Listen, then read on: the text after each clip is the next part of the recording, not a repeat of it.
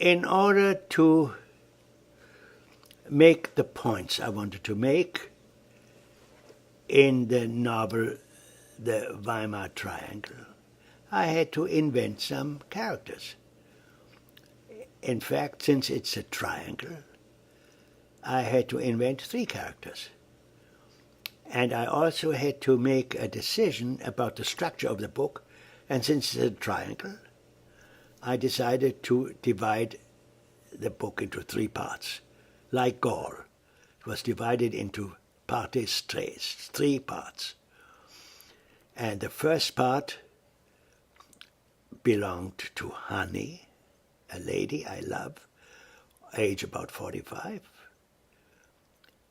And the second part I devote to her lover, a man I call Erwin Herzberg, who was a journalist, top journalist, very good, very good.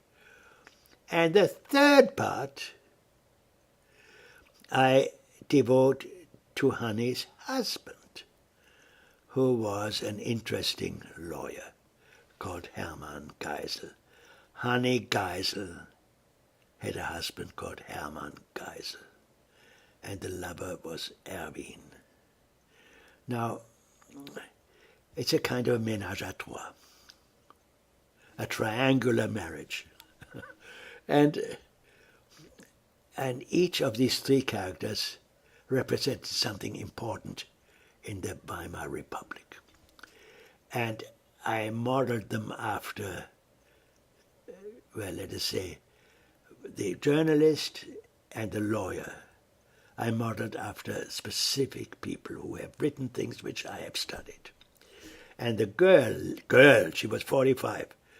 She's a lady I constructed, I composed her. I imagined her from models I remembered. They were all very musical. Music is the thing that ties them together. And they made chamber music. They played quartets.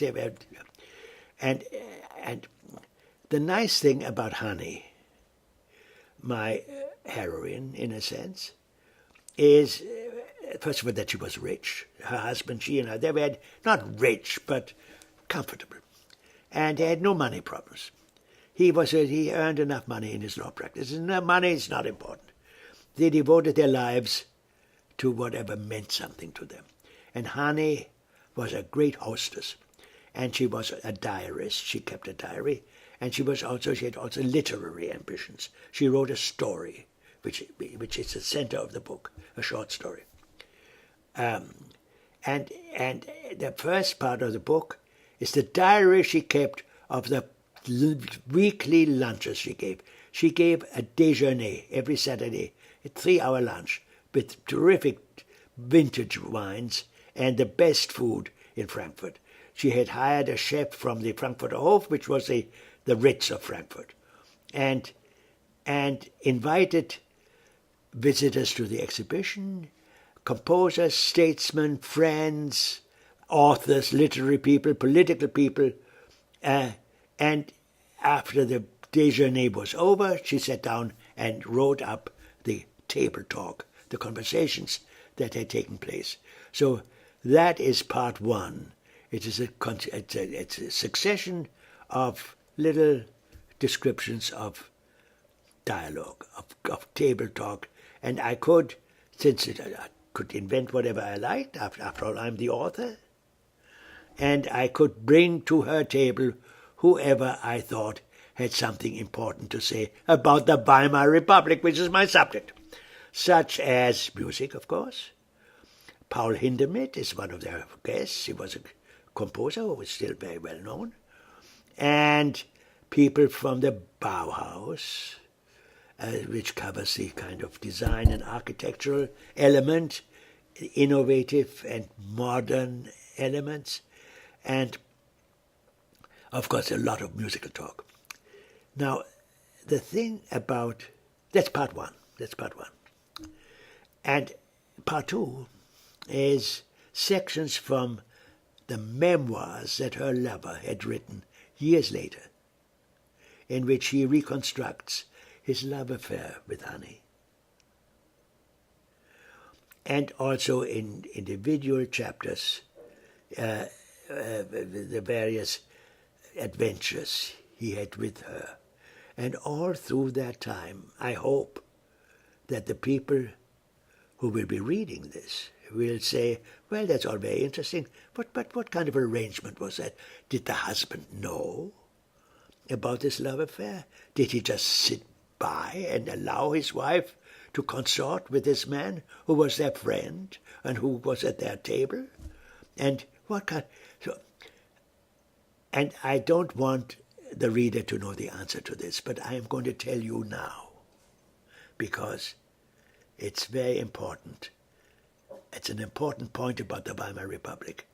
I am imagining it. I'm imagining, not without reason, but with a bit of fantasy, that the idea of an open marriage, a ménage à trois, was invented by the Weimar Republic as part of the modern world. It's modernity.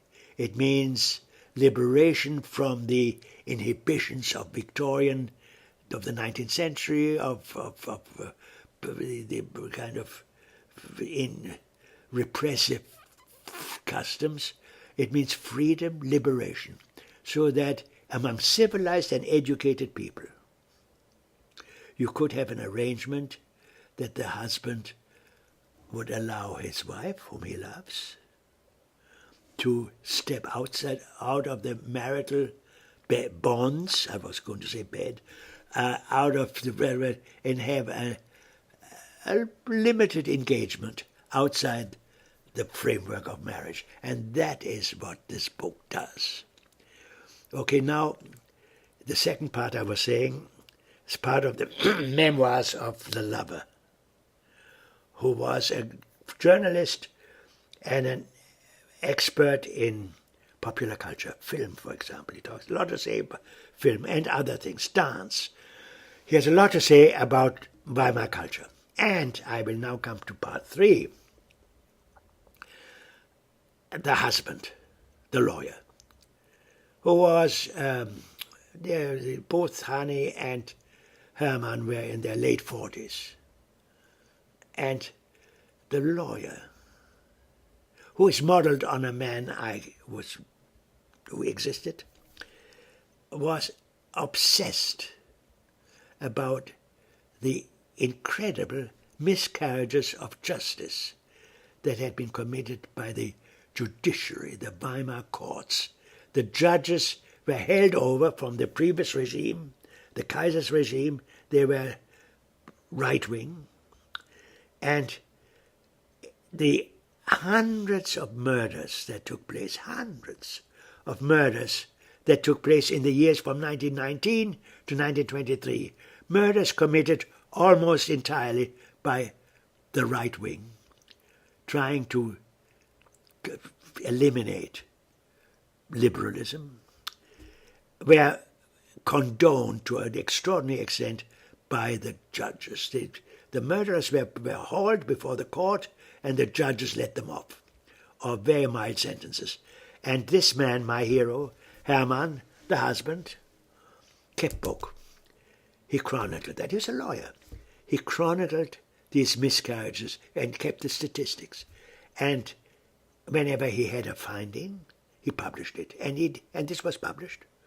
And at the end of, after 1927, I'm only telling you this, it's not part of the book, he published some books about this.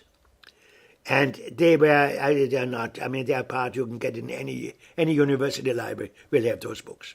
And it is incredible how in a civilized country like Germany, the judiciary could have been so complicit with murder.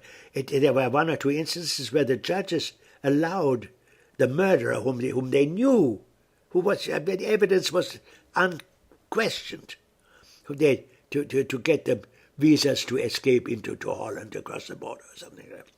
And my friend Hermann, my hero Hermann, who dominates part 3 of this book, was the man, the kind of historian of injustice. I call that section of the book, The Anti-Republic.